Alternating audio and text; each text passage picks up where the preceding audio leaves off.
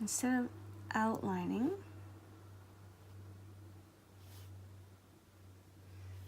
right, and then coming back and filling it in,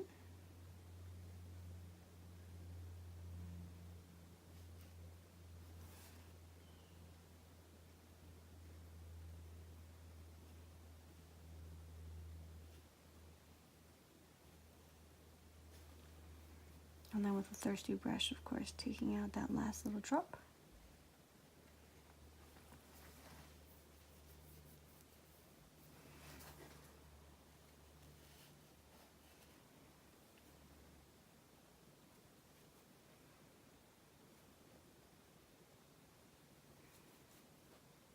There we go.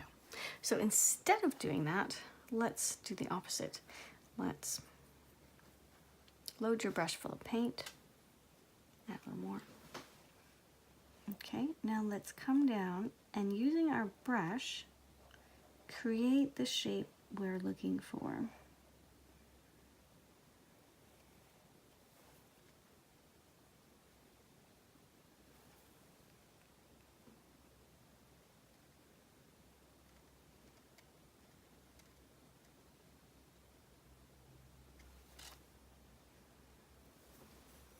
Now, there is no one way better than the other, but this is a more interesting way to paint.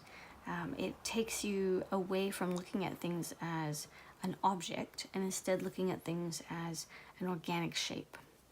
So when you're doing a tree, instead of drawing the tree out and naming it as such, we come in and we start with some more organic kind of shapes using your brush without any outline. And just, you know, have fun with it. I don't know what kind of tree this is. It's obviously not an elm. Oh, you know what? It's probably an apple tree. Not that I want to name it, but let's add in some stuff. Okay, and now for here, again, I'm not going to outline it. I'm just going to see what happens.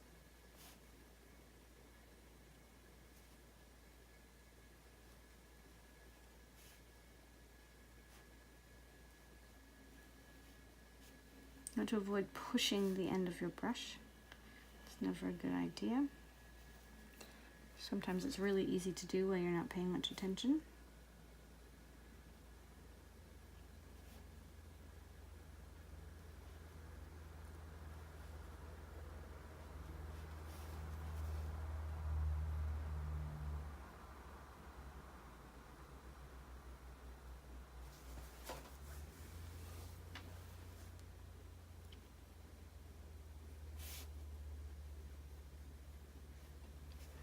Okay, so again, it's a totally different way to paint, and it's not better.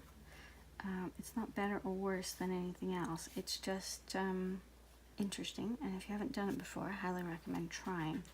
Now I can come back and add more lines and more texture because I'm adding in, I'll use some green here, because I'm adding in the layers, and layers are very important. Right? It's what gives it dimension.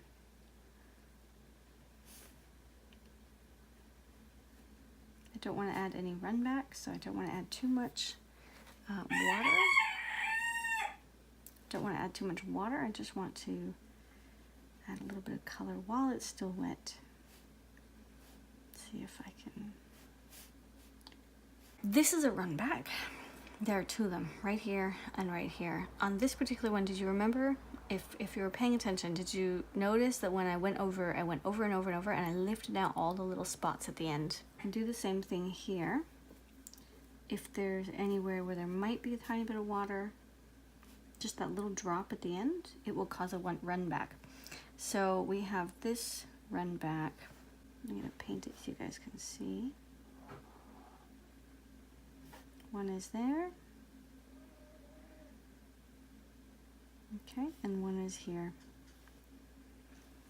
And that's because when I did it nice and quick, and I didn't take the time to lift the extra paint out. So if you want to avoid that, you want to keep those extra water drops off your picture. Here, if we can see that, we've got a tiny, tiny little edge. Now, maybe you don't want the edge. I don't really want that edge. I mean, it's silly. This is a practice sheet anyway. But I'm going to go across and just gently wipe that edge. I am using professional watercolor paper, so it won't pillet the paper. Just want to go across, okay?